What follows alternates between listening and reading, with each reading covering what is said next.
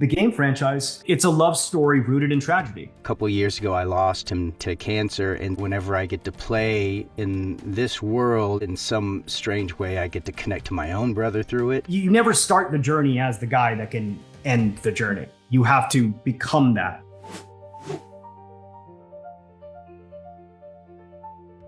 And things get juicier, and for me, I think for everyone really, to be able to go a step further into our character's journey and to be able to kind of break the seal a little. For you have this season 1 version, but then you start to break into his past a little bit, so some of his heart is going to be exposed a little in this season. So yeah, that's always more exciting to do, and we're really kind of just touching on that, in this. When we get to do that, I don't know, it's just so much fun. This is great. I actually really love it. I'm so happy for it. I'm excited for, continuing it, and then getting deeper into what Dante's going through, and then having to travel through this kind of darkness that he's got to, he's got to discover who he is really, and overcome a lot of things. And so, yeah, I'm just very happy with what's going on right now. As an actor, I think most of us, we kind of pull from a lot of our own experiences, and I've played a lot of different anime characters where they have this conflict with their brother or something's going on. I grew up with a brother, so we grew up with our, having, our ups and downs and things that we really came together on. And, a couple of years ago, I lost him to cancer, and so having that desire and that want to reconnect with him again, and there's guilt in there. So there's a lot of things for me that are just right under the surface, that whenever I get to play in this world, and I feel like I can connect to the emotions, I guess, with Dante a bit better. In that there's some rawness that comes out. In a way, it's very therapeutic for me as well. In some strange way, I get to connect to my own brother through it. It's a weird way of going about it, but I do feel my own experiences in life, I can connect and through the characters and what they're going through, and hopefully, it translates into what Dante may be feeling, in the moment. There have been times where I've had to pause extra long, and basically I mute my record. They usually don't have me on camera, and I usually mute it. And so I'm like, I take a breather. Sometimes even it's within the scene too. Like Dante does recover, or he does something to recover. Like maybe he makes a joke, and that's kind of like to take the edge off a little bit. So sometimes even that sort of helps, bring me back into the space of what's going on, or the headspace of the character, really. But there have been plenty of times where I've just, I've had to mute it and pull myself together to get back into whatever we're doing next. Well, when I was doing Captain Laserhawk, it was like working with a very bespoke kind of artisan machine, which was wonderful. Then when I jumped to Devil May Cry, working with Studio Mir, it became like Nike hit me up and said, hey, make a new shoe. And by the way, here's our factory. And it was like, whoa. And I'm having to conduct this giant orchestra, right? I think for season 2, I really had an even better handle on the orchestra, and these micro notes, and I knew where I could push a little bit further, where we created a rhythm, oh, okay, cool. I take the animatic, then I'll do the music editing with my team internally, and then we'll send it back. So then, there's little parts of the workflow need to be ironed out that got ironed out in a very beautiful way. My process is super intuitive. There was a period where I was watching Inception every day as a student, because I really wanted to understand Christopher Nolan's process. And even though Inception feels like this super heady, intellectual, thesis on reality and dreams type movie, there's an emotional architecture of the movie. And that emotional architecture is what's driving you from one scene to the next and keeps you hooked. And that's why the movie's a giant blockbuster, right? That's why people love the movie who don't really understand it. Then I started kind of researching the process of making the film, writing the film, and what Christopher Nolan's process is. And he keeps emphasizing, feel it, feel it, feel it, right? So as I've gotten more confident in my career and kind of my artistry and whatnot, I've gotten out of the headspace, right? Because I think there's this kind of tendency early on to kind of try to show how smart you are and be this, no one cares. Literally no one cares.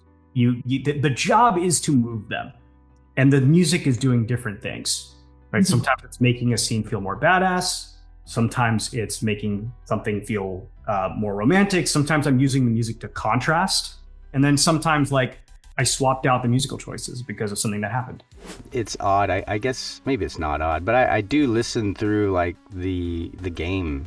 It kind of sets the tone. No, I don't. It's not like a ritual or something I do, but I absolutely kind of go through and go like, all right, let me just get my headspace in this world. Like, let me remember some of the things that I felt when I played the very first game or whatever, and then going through even before I was a part of it in 3, and just kind of listening to the different music. Of course, I love the music that was in 4 and 5, but we just posted the new song, Papa Roach, and that song. That song is a banger. It feels so good, even just watching with the animation clips that they put together with it. Just, I don't know. You can really feel it, And I guess that's really what Adi wants people to feel what the characters are kind of going through, and the music just helps push that. These are just the songs I like. I don't understand why no one used My Immortal before in a scene like this. It actually seems like a big kind of oversight. The song has existed for a long time, and like, even in that sequence, like the kissing sequence, like, because I'm dealing with limited resources and not unlimited time, so limited time also, right? Like, what I actually wanted to do was like do like a full like 360 shot where it's like, the wind, and we got a little bit of that in there. The point got across. That song is both epic, it's tragic, it's one of a kind. It's one of my favorite songs. I don't understand why no one did this exact thing before. It just seems super obvious to me. Where we left off with them in season 1, it's very frustrating. It's like, what is she doing? Why would she do that? And so you get to see that breakdown and their relationship kind of like come back together. You really want to kind of the characters to go through this journey together and even conflict, so that there is some way for them to resolve that, or to earn certain moments, like the moments that you might be talking about. So hopefully we earn them. Well, I just look at this whole thing as like my universe, like my Devil May Cry universe. So it's not really like what are fan expectations, right? Like it's all these things become nebulous because we're talking about now like a global media ecosystem, and what are these things? These feel like fully formed characters in my mind, and I'm putting them in situations I feel like they would put themselves in. They're working on their baggage. Right? Because I think one of the choices I made early on to set this in the real world, or a version of the real world. So, I'm going to approach this with emotional realism, psychological realism, and it's not going to be in Redgrave City. It's going to be in New York, DC, and so on and so forth. And I think just moving it to the real world informed so many choices. And I would argue the game franchise at its core is a love story. And it's a love story rooted in tragedy, right? There is this like kind of Shakespearean quality to it. So I'm not fully inventing threads. I'm just kind of using the existing threads to weave together a tapestry, a remix of what was there previously with some added texture that comes from like my own life and experiences.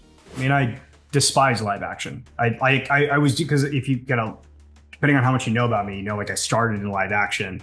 I was doing that to be able to do this because I grew up in Hong Kong, and like, adult animation, like anime was on TV. So then I like start watching American cartoons like Ultra Force, X-Men, Batman the Animated Series, Wildcats. And I was like, this is amazing. I can't wait to watch the adult versions of them. And I'm like, what? There are no adult versions of them? I need to go create that market. Yeah, and this was back in like 2008, like when Marvel was an independent company. I was trying to get the rights to do Age of Apocalypse. I like literally had a meeting with Marvel where I came in a suit and I'm like, here's my plan. Yeah, so I've been trying to do this, like kind of construct the market. Like I literally have an email from 2009 where I was pitching an investor on Invincible. It was the company that had the license to do X-Men. So I went into more stuff, but like push it into the adult zone. Music and all of this I was trying to do back then. One of the things I was like explaining to them, I said, hey, look, there should also be Invincible. Like Invincible's great. So yeah, I've been trying to do this for a minute. It's full of references. Like I could do a breakdown and be like, well, where have you seen that before? That's a nod to this classic film. Everyone who mentored me, when I first kind of broke into Hollywood, they were all independent filmmakers working with the movie studios, but it was like a contentious relationship because they were all on tours. So they were kind of straddling between the indie scene, the studio scene with people like Marjan Satrapi, who did Persepolis. You know, like when you're in your 20s and like the people you're around, that ends up like kind of dictating the path you go on. Like Todd McFarlane was someone I would just like kind of call up and he would talk to me for hours and explain shit to me. I'm pulling from comics and I'm pulling from anime, but I'm definitely pulling heavily from cinema. You just look at Devil May Cry, and it's cinematic, and that's intentional. And cinematic isn't a veneer; it's not a choice. Like Prestige is now you can't declare yourself Prestige, whatever. Although Devil May Cry is Prestige, right? So that's why Devil May Cry seasons 1 and season 2 they're movies. It's the whole thing. I mean, I'm kind of like in shock that I got to pull this off. You know, I feel like it's just it's a level up in terms of orders of magnitude from where season 1 was. Really grabbing hold of that baton and conducting that orchestra. But also, you know, I have this wonderful executive at Netflix named Arun Ganapathy, who I work with on the music, on the soundtrack. There's such like a mind meld happening there. And the fact that we're not just licensing tracks, but then bands are letting us remix these songs, right, to like create original versions of these songs. And then we're also we created so much original music this season. You know, we've got some songs that I think are just straight up bangers. See You in Hell with Papa Roach and Hanuman Kind being one example, but there's so many more peppered in. We've got an original track with Gunship. That's a remake of a song from the games. It's just the whole thing, because I don't feel like the plot is predictable. I don't think you really know where it's going, and that's intentional. As someone who used to watch a lot of things and someone who's good at pattern recognition, I kind of knew 10 minutes in, oh, this is where it's going. This is the kind of plot. Okay, cool. Like Lethal Weapon with zombies, great. I know where this ends. Like, I wanted to craft something that doesn't do that, but is still appetizing for a mainstream audience, right? Because I'm like, I wanted to make something that felt like in the world of Spider-Man 2. There's a lot of emotional architecture, a lot of emotional nuance, but it's got the big spectacle that draws everyone in. So it becomes this like cathartic experience to watch. I'm super grateful that I did this. Well, I had to become the guy that could make this, right? You know, when you look at the last few things I did, even though they were super well received and got great reviews and have like fan bases, I made them intentionally niche.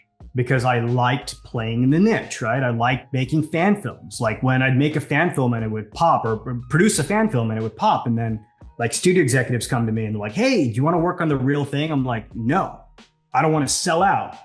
Like I was that guy, right? And I realized that idea of like selling out as a construct. Bella Bajaria, who's the chief content officer of Netflix, she asked me last year when season 1 came out and like just popped. She was like, did you know this was going to happen? And I was like, well, yeah, because I like made this for like my mom. I wanted something that my mom could watch and like understand. I realized like that's part of the job, but you have to kind of grow into that. This isn't something that you can just arrive at. There needs to be an emotional purity and an emotional self-awareness that allows you to add this extra layer of texture to the tapestry.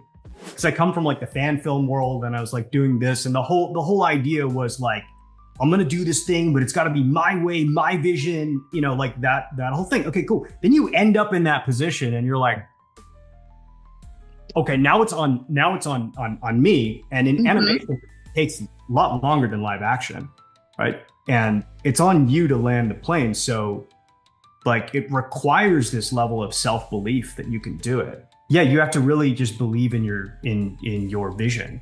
And not to say that, you know, I don't have amazing collaborators. Studio Mir's fantastic. Alex Larson, my writing partner, like the man, Power Glove. I mean, I could just go on and on and on, but I'm in this like leadership position, you know what I mean? Where I'm like, whoa, you never start the journey as the guy that can end the journey. You have to become that. You have to kind of forge yourself into that. It's really exciting. It's also very scary. You know, everything we're doing is very risky because it is a game that's been going on for a very long time.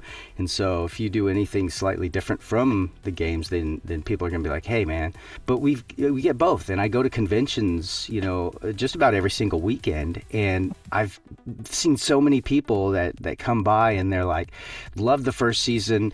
They maybe never played the games or played the games, but a lot of them haven't played the games. And then that got them to go and play the game. I don't know. It's like we're building something new in this series that, for me at least, is bringing everyone together. It just makes me happy, you know, because the games are they're not as widely known. It's been locked up, you know, and it feels like for many years I would see people coming to my table with like Devil May Cry stuff, but it's not. It doesn't seem like it's as popular.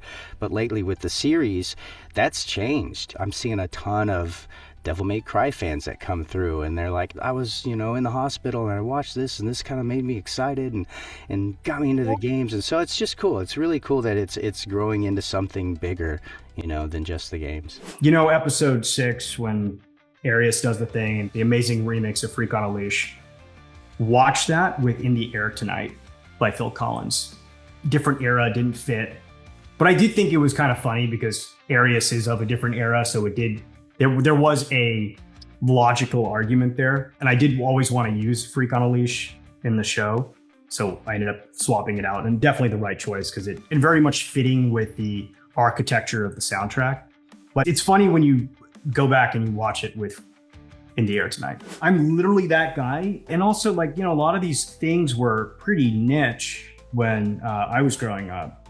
So I grew up in Hong Kong, and like so whatever, because I think there's like an American bias, like these things are not cool, flipped in different countries. So it wasn't that, it's just like because America wasn't producing it at the scale it is now, right? You had American blockbusters, but they were star-driven vehicles. Like, you know, we had like one superhero movie to a generation. Watched Johnny Mnemonic 2 weeks ago. And it's sick, but you can see why that was kind of a lower budget film, because a lot of ways the technology didn't really exist to tell the cyberpunk story and effectively. Like, these things didn't make sense to people back in the day. They're like, what, you're plugging a hard drive into a mind? But like, we live in a world where there's like a neural link around the corner. This stuff isn't out there. In fact, you look at like Johnny Mnemonic and you're like, that's all you got? You only got like 40 gigabytes in your brain? Like, I'm gonna have way more than that. I have a USB drive from 10 years ago that has more than that.